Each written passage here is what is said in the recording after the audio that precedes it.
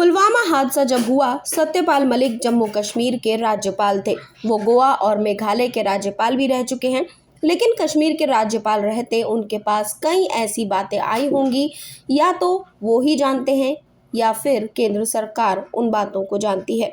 वो कह रहे हैं कि पुलवामा कांड केंद्र सरकार की नाकामी और लापरवाही की वजह से हुआ और टॉप लीडर्स ने उन्हें उस वक्त चुप रहने को कहा, इसीलिए वो चुप रहे।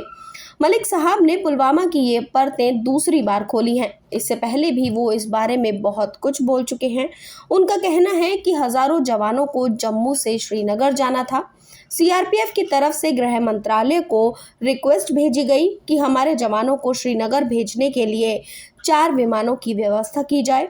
वजह यह है कि सैन्य काफिला जब मूव करता है तो राज्य की सरकार या राज्यपाल को इसकी खबर नहीं दी जाती, सीधे गृह मंत्रालय से संपर्क किया जाता है। मलिक साहब कहते हैं कि हजारों जवानों का मूवमेंट उस वक्त सड़क मार्ग से बिल्कुल ठीक नहीं था, सुरक्षा की दृष्टि से तो बिल्कुल भी नहीं।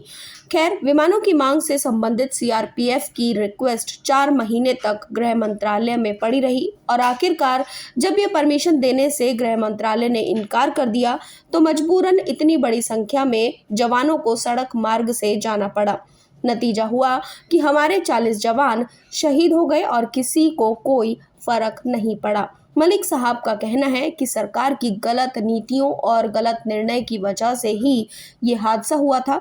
जैसे कि मलिक साहब का कहना है कि सोचने की बात यह है कि इसके विरुद्ध जब उन्होंने सरकार के टॉप लीडर्स को हकीकत बताई तो उन्हें चुप रहने के लिए कहा गया। सत्यपाल मलिक का ये भी कहना है कि अगर पूरे मामले की जांच होती तो गृह मंत्री राजनाथ सिंह को इस्तीफा देना पड़ता और कई उच्चाधिकारी को तो बर्खास्त किया जाता, लेकिन ऐसा कुछ भी नहीं हुआ। जो कुछ हुआ वो लीपापोती के सिवाय और कुछ नहीं था। मलिक ने आगे कहा कि पुलवामा हादसा सरकार की गलती की वजह से हुआ, फिर भी लोकसभा चुनाव 2019 हमारे 40 जवानों की लाशों पर खड़े होकर लड़ा गया। अब सवाल ये उठता है कि मलिक साहब को सरकार की या गृह मंत्रालय की तमाम खामियां अब क्यों नजर आ रही हैं, जब वो किसी पद पर नहीं रहे या कम से कम कश्मीर के राज्यपाल के पद पे तो नहीं ही रहे।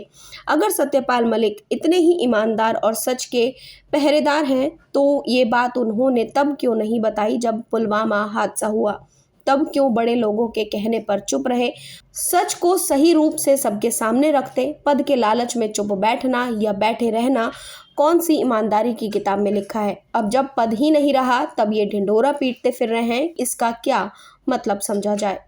क्या पद के लालच में सत्यपाल मलिक इतने साल तक चुप रहे और अब जब उन पर ही कार्रवाई की जा रही है तो वो बीजेपी के खिलाफ अलग अलग तरीके से हमलावर होते नजर आ रहे हैं? और अब क्यों जाकर वो बीजेपी सरकार की पोल खोल रहे हैं? जब वो पद पर थे, मौजूद थे, उस वक्त क्यों नहीं उन्होंने ये सारी बातें सामने रखी? एक बार को अगर ये भी मान लिया जाए कि उन्हें बोलने नहीं दिया जा रहा था, तो इस बात से कोई इनकार नहीं है कि सोशल मीडिया के ज़माने में कोई भी अपनी बात जनता तक बड़ी आसानी से पहुंचा सकता है।